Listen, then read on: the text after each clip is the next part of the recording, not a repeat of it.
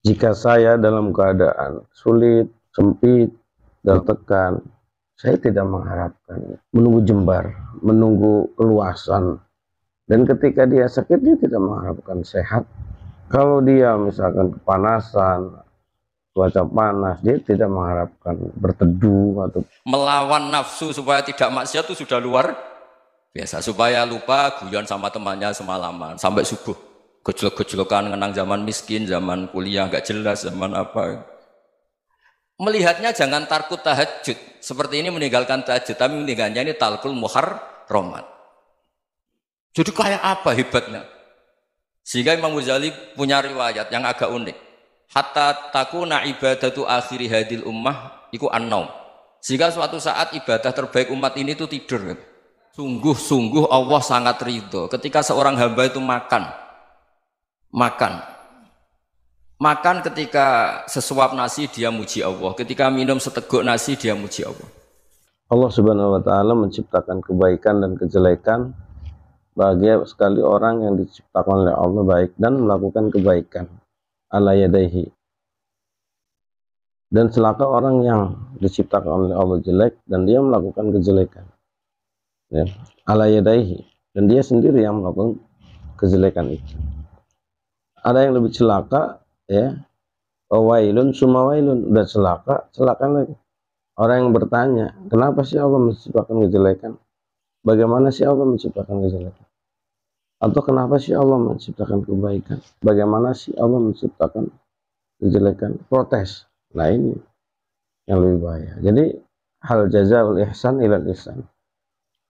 Jadi kebaikan itu dibalas kebaikan. Dan pangkal ujung daripada kebaikan itu adalah ridhonya Allah Subhanahu wa taala kepada hambanya. Artinya pahala ridho, ya, dari Allah Subhanahu wa taala.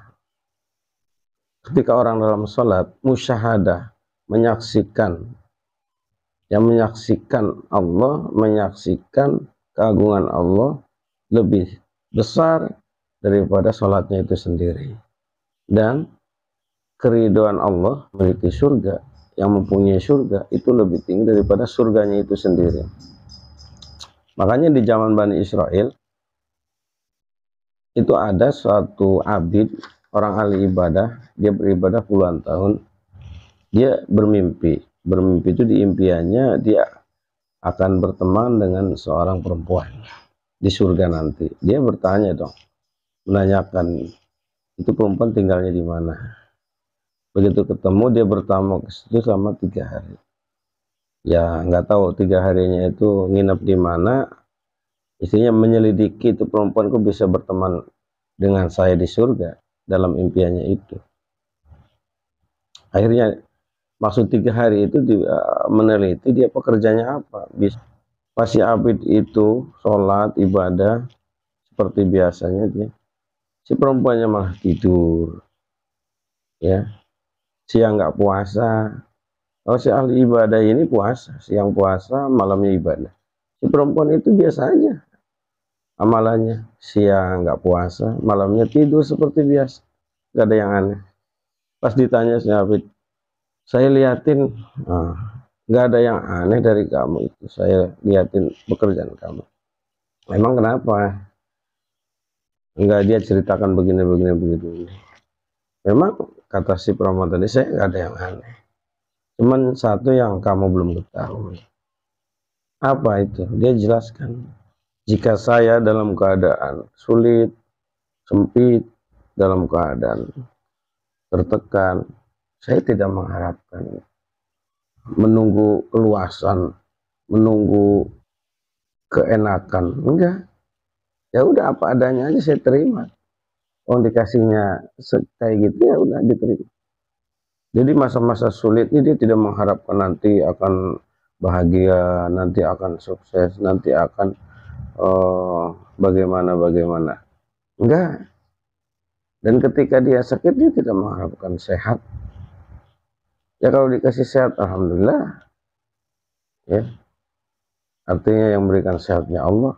Ya nerima aja udah keputusan Allah. Tidak ngerusula,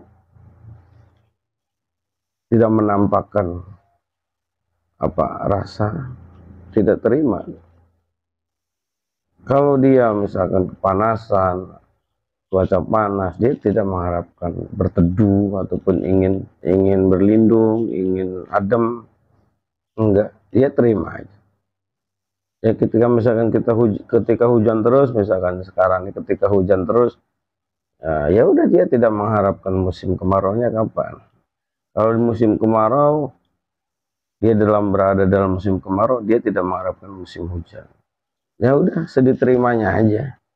Itu yang membuat istimewa. Satu hal inilah yang membuat orang-orang tidak mampu. Jadi kita harus menerima keputusan Allah, takdir Allah, yang itu yang terbaik untuk kita semuanya. Bahagia orang yang diberikan hidayah Islam dan diberikan cukup dan ridho dengan apa yang sudah dibagi oleh Allah Subhanahu wa Ta'ala. Ya sudah, kita nerima saja. Ya, ini juga yang disampaikan oleh Gus Baha, ya, yang disampaikan oleh ulama Aswaja yang lagi digandrungi, yang lagi viral, Gus Baha dalam kajiannya. Dengarkan, simak ya kajian Gus Bahanya. Dari saya cukup sekian. Makanya kalau dalam kitab hikam itu disebut al-akil mayakul madha yaf'alu wahubi wal ghafil mayakul madha af'al. Orang yang punya akal karena sadar ini wilayah Allah, semua milik Tuhan, itu dia tiap hari berpikir besok Allah akan melakukan apa terhadap dunia ini. Kamu merencanakan suatu, mau plesir ternyata gempa, mau wisata ke Rusia ternyata perang. Kamu tidak pernah tahu apa yang akan terjadi besok. Wa ma tadri nafsum madza taksibu ghadan. Tapi anda semua kita ini sering punya jadwal permanen. Makanya saya kalau diundang siapa saja, sana takdir. Yang jelas Gus, ini acara penting. Ya masih acara penting, nak pangeran ngersakno piye? Kok ape dadi pangeran? Kamu kok mau jadi Tuhan? Itu kadang ya kiai. Penting Gus acara ini, jenengan harus memastikan bisa. Loh, kamu itu yang ngajarin tauhid, sesuatu itu biadillah, kok bilang-bilang apa pasti. Kalau maksa terus tak tobatkan loh, kamu kata saya itu. Ya kalau gitu Gus bilang insya Allah. Wah itu hati saya, fisik saya, roh saya sudah bilang insya Allah. Tidak usah kamu latih kata saya. Nah hal-hal tauhid keseharian itu gampang sebetulnya. Wal ghafil yaqulu madza af'al. Tapi orang yang lupa Allah, dia setiap hari bilang besok apa? Kita bisa melakukan apa? Seakan-akan dia itu aktor, dia penting, dia subjek permanen, dia. Padahal kita ini hanya objek kehendak Allah Subhanahu wa Ta'ala. Karena kita yakin sesuatu yang terjadi di alam raya ini kita tidak bisa apa-apa. Makanya saya sering ngaji, sering bilang saya, ketika Anda mensifati Allah, dia yang menghidupkan, sudah itu tanamkan, sehingga ketika kita mati santai saja. Kenapa santai? Allah punya cara menghidupkan kita. Zaman kita hidup juga gak tahu caranya ngelola jantung, ngelola paru-paru. Kamu juga gak tahu ngelola oksigen yang tidak beracun, tidak ngandung polusi. Tahu-tahu hidup. Gak ingin tua ya tahu-tahu tua, gak ingin mati tahu-tahu mati. Selama ini kita hidup juga gak tahu apa-apa sebetulnya. Hanya gaya tok, punya jadwal, punya planning. Kalau kamu bisa menentukan pilihan Anda, pasti Anda istrinya cantik, 4 neriman semua, kona'ah semua. Nyatanya enggak kan? Ada 1 jelek, cerewet. Wah itu kan, nyatanya tidak bisa apa-apa Anda kan? Dan kamu bawa mati lagi. Itu kan, istri Anda juga gitu, punya keinginan, punya suami yang ganteng, yang jabat, yang neriman, yang enggak poligami. Ya tidak kesampaian juga.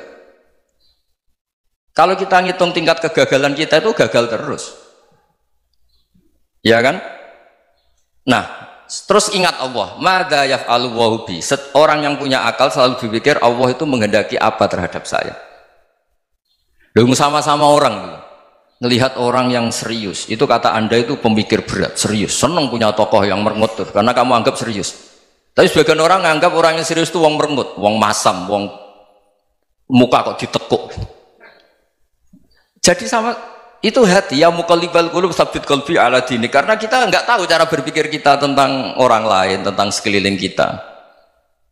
Misalnya kita orang baik yang jenis ngurmat fakir miskin, ada orang bangun masjid mewah itu janggal. Apa artinya masjid mewah kalau banyak orang kelaparan? Tapi kalau yang jenis pendidikan, apa artinya masjid mewah kalau tidak bisa ngaji?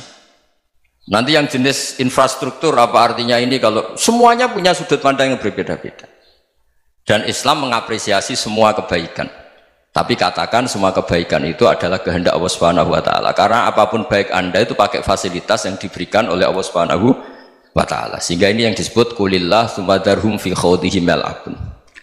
Ya, kembali tadi ke tema-tema bahwa keseharian Anda ini sudah Islami. Saat Anda tidak bisa melakukan apa saja.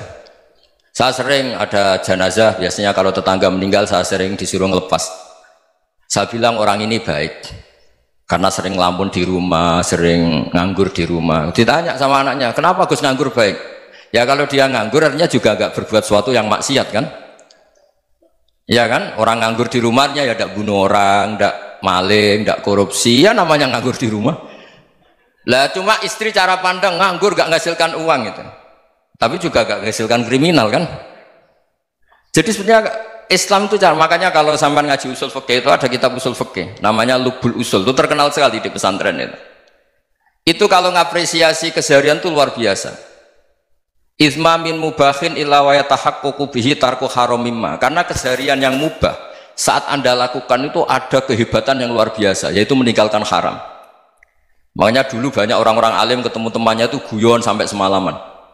Itu biasanya yang semangat Islam itu, kiai kok tidak tahajud, kiai kok tidak witir. Orang yang sedang mapan uangnya banyak, malam itu tidak kelayaban itu sudah luar biasa. Melawan nafsu supaya tidak maksiat itu sudah luar biasa. Supaya lupa guyon sama temannya semalaman sampai subuh. Gejlok-gejlokan ngenang zaman miskin, zaman kuliah nggak jelas, zaman apa. Melihatnya jangan takut tahajud. Seperti ini meninggalkan tahajud, tapi meninggalnya ini talkul muharramat. Jadi kayak apa hebatnya? Sehingga Imam Ghazali punya riwayat yang agak unik. Hatta takuna ibadatu akhiri hadil ummah iku an-naum. Sehingga suatu saat ibadah terbaik umat ini itu tidur. Itu kan riwayat kontroversi. Ketika Imam Ghazali saja, kenapa iya? Kenapa kamu mulai keluar dari rumah itu sudah banyak maksiat, melihat perempuan yang enggak mahram, melihat fenomena. Tapi kalau kamu tidur itu enggak melihat apa-apa. Tapi juga kamu jangan nganggap tidur itu ibadah betul. Saatnya melakukan fardhu ain malah masih tidur. Tapi itu sudut pandang yang menjadikan kita Islam itu gampang. Jadi saat Anda tidak bisa aktivitas apa-apa, misalnya ada beberapa orang yang lumpuh. Lumpuh itu memang nggak bisa Jumatan, nggak bisa ibadah, tapi dia juga nggak bisa maksiat. Tidur itu memang Anda saat itu tidak bisa tahajud, tidak bisa witir, tapi saat itu ada zina, ada maling, tidak gosipkan orang, tidak bully orang, tidak menanamkan kebencian, tidak hasud. Sehingga tidur menurut Allah Ta'ala wa min ayatihi manamukum billaili apa? Wan nahar. Karena di tidur itu selain ada unsur istirahat, jaga kestamina, juga ada unsur meninggalkan beberapa keburukan. Nah, saya mohon ibadah yang keseharian ini kita jaga. Supaya kita semua baca ayat itu fasih. Fasih itu tertanam di hati. Allah itu siapa? Alladzi at'amahum min ju'i wa amanahum min khauf. Dan Allah kalau cerita di Quran itu anna sababnal ma'a sabba thumma syaqaqnal ardha wa syaqqa fa ambatna fiha habba wa inaba wa qadba wa zaituna wa nakhla wa hada'iqa hulba. Kamu tahu saya ini siapa, kata Allah. Saya ini adalah Tuhan yang menurunkan air, kemudian ada tanaman banyak, habba wa inaba wa qadba, ada zaitun, ada tin, kalau orang Jawa mungkin ada tela, ada padi, ada mangga, ada pisang. Sudah. Wa inaba wa zaituna wa nakhla wa hada'iqa hulba, ada perkebunan yang lebat. Tujuannya apa? Mata Allahkum, silahkan kamu pakai, kamu nikmati.